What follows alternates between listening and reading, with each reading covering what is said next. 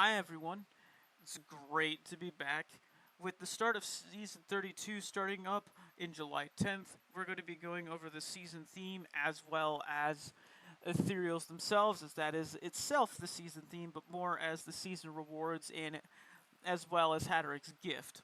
So ethereals are a new set of weapons that are going to start dropping. A total of 21 are going to be in the game during the season, 3 for each class in the terms of weaponry, which most of these weapons are going to benefit specific builds, and some of them are going to benefit specific pushing methods.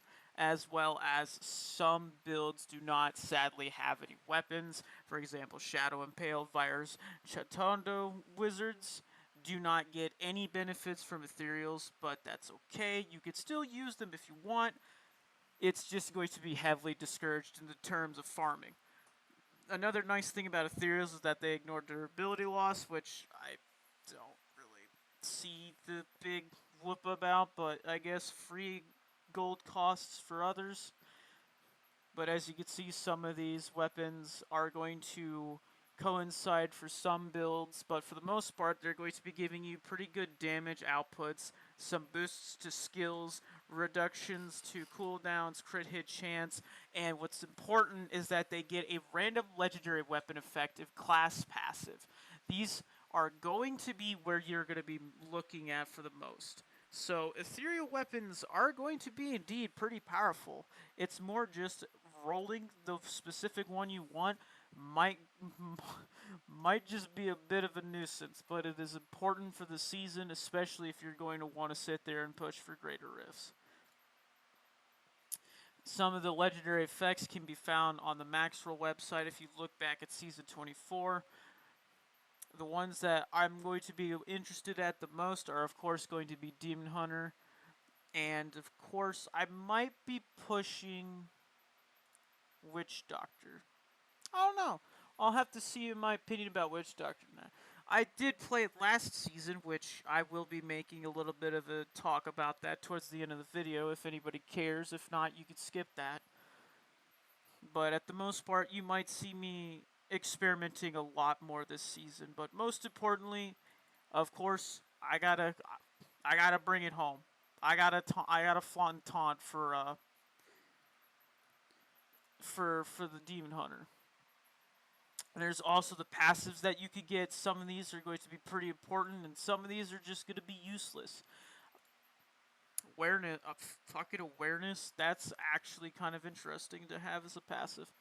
But for the most part, those are going to be basically how ethereals work. They're going to be giving you a legendary, a passive. They're going to give a bunch of stats as well for Hatterik's gift. Since of right here, we got Immortal King's Call for the Barbarian, Seekers of the Light for Crusader, Demon Hunter for Natalia's Vengeance, Monk has Uliania's Stratagem, Necromancer Tragul's Avatar, Witch Doctor has Spirit of Arkir, in Wizard, Vires Amazing Arcana.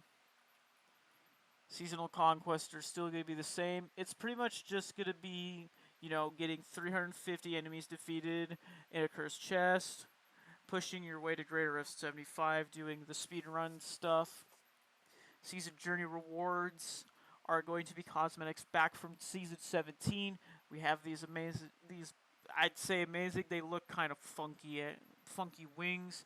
We have a nice portrait to go by, and then we have transmogs of pants and boots, and then for fully completing it, we have a cool portrait frame of a Tegan's warrior, and then we have, of course, the Bat Pet. So, the season sounds like it's going to be pretty strong under the terms that if we still get to craft primals, then we're going to have both ethereal and primal weapons. Or not weapons, items. I don't know if it's going to replace primal crafting entirely, but I guess we'll have to see when that happens. Who knows? They haven't really spoken on that term, and it'd be nice to know. Now, for season plans and what happened with last season, if you don't care about that, you can go ahead and go. I thank you very much for your time, and I hope that I was able to explain most of the seasonal things. If you want, you can always look up Max Roll, other guide websites, and look back at season 24 to get a full idea of how the season's going to work. But for as season plans go, it's gonna obviously start with Demon Hunter. I I am ride or die with that class, and I do want to experiment more with Witch Doctor, and I might be experimenting more with Monk this season because I haven't really touched Monk in a long time. But depending on how I feel, it'll also be Necromancer as well because that's what I've always done is I've at least done a Necromancer and Demon Hunter, but the third class is kind of just on the side if I feel like it, if I feel comfortable enough. And eventually, if I'm not the next season, I'll most likely change something up. You know, kind of keep it interesting for myself. Because doing the same thing is boring as hell from time to time. Now, as for last season, season 31, I didn't really get too much content out for season 31 as I didn't really enjoy the season. I didn't think that the free cube system was that interesting. It only assisted with the like certain witch doctor builds, some monk builds, a few demon hunter builds, and most importantly, every single necromancer build in the game because only necromancer was able to get away with it. And some other builds were only able to get away with it because it added either more defensive options or you were able to play around specific uh, gear sets. So, but I do want to say that I'm pretty close to finishing a 150. I just need to push a bit more in terms of getting to said 150 cross line, and then I will make a full attempt. And I have an actual good setup going on, so I'm close to 1,500 paragons. I think once I'm at 1,500, I'm just gonna go full send it and get it done because it's getting pretty close to the end of the season, and I gotta get this done. And once that's done, I will probably be stopping for the season. And if I don't finish it, well, then you'll only get to see the highest tier that I got to. So, another thing to consider classes started up. I had summer courses, I couldn't really focus too much.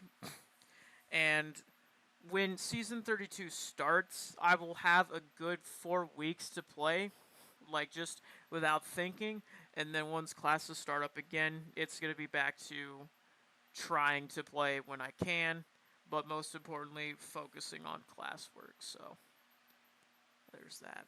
But that's pretty much going to do it for the video. It's a good explanation of the season, what my plans are going to be, and why such a hiatus all of a sudden. But anyways, I hope you guys can find this video, useful, and why don't you go ahead and put it in the comments what you're going to be doing for the season. It'd be nice to read, and it'd be nice to comment, too. And as always, I'll talk to y'all in the next one. Peace.